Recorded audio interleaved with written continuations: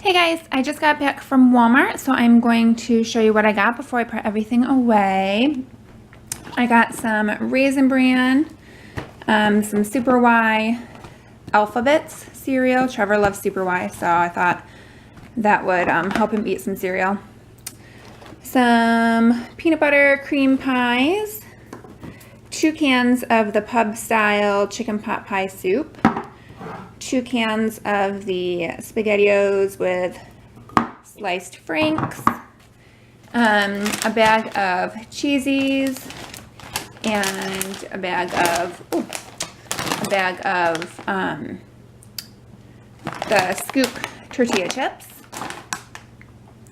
I needed a box of diapers, some ranch dressing, some Red Hot, some bananas and apples, some balloons, and then I got some of the Mott's for Tots apple juice for Trevor, some Windex I needed, some cream cheese, some pizza. I picked out the Alfredo ham and bacon. I've never had that kind before, so we're going to try that, and some blueberry pancakes. And that is everything I got from Walmart. Thanks for watching. Bye.